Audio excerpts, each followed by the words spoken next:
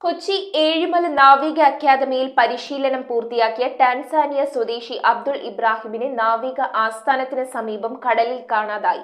വെണ്ടുരുത്തി പാലത്തിന് സമീപം സുഹൃത്തുക്കളോടൊപ്പം സംസാരിച്ചു നിൽക്കവെ വെള്ളത്തിലേക്ക് ചാടിയ അബ്ദുൾ ഇബ്രാഹിം മുങ്ങി താഴുകയായിരുന്നുവെന്ന് പറയപ്പെടുന്നു.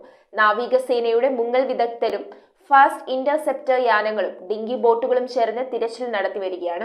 ഏഴിമല നാവിക അക്കാദമിയിൽ പരിശീലനം പൂർത്തിയാക്കിയ വിദേശ ട്രെയിനി അബ്ദുൾ ഇബ്രാഹിമിനെ നാവിക ആസ്ഥാനത്തിന് സമീപം കടലിൽ കാണാതായി. ഏഴിമലയിൽ നടന്ന പാസിംഗ് ഔട്ട് പരേഡിൽ പങ്കെടുത്ത ടാൻസാനിയ സ്വദേശി അബ്ദുൾ ഇബ്രാഹിം കൊച്ചി വിമാനത്താവളം വഴി നാട്ടിലേക്ക് മടങ്ങാനായി നാവിക ആസ്ഥാനത്ത് എത്തിയതായാണ് സൂചന. ശനിയാഴ്ച വൈകിട്ട് വെണ്ടുരുത്തി പാലത്തിൽ സുഹൃത്തുക്കളുമായി സംസാരിച്ചു നിന്ന അബ്ദുൾ ഇബ്രാഹിം ഒരു തവണ വെള്ളത്തിൽ ചാടി നീന്തി കയറിയതായും പിന്നീട് വീണ്ടും പാലത്തിനു മുകളിലെത്തി ചാടിയപ്പോൾ മുങ്ങിത്താഴുകയായിരുന്നുവെന്നും പോലീസ് പറയുന്നു. നാവികസേനയുടെ മുങ്ങൽ വിദഗ്ധരുടെ നേതൃത്വത്തിൽ തിരച്ചിൽ നടത്തിവരികയാണ്. നാവികസേനയുടെ ഫാസ്റ്റ് ഇന്റർസെപ്റ്റർ യാനങ്ങളും ഡിങ്കി ബോട്ടുകളും തിരച്ചിലിൽ പങ്കെടുക്കുന്നുണ്ട്. അഴിമുഖത്തെ അതിശക്തമായ ഒഴുക്ക് രക്ഷാപ്രവർത്തനത്തെ കാര്യമായി ബാധിക്കുന്നു. സംഭവത്തിൽ ഹാർബർ പോലീസ് കേസെടുത്തു.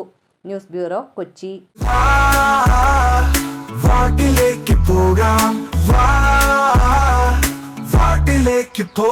പുത്തൻ കുടകൾ, ബാഗുകൾ, നോട്ട്ബുക്കുകൾ തുടങ്ങി എല്ലാം സോൾട്ടിലുണ്ട്. The salt hyper market, Chullikkal, Kochi.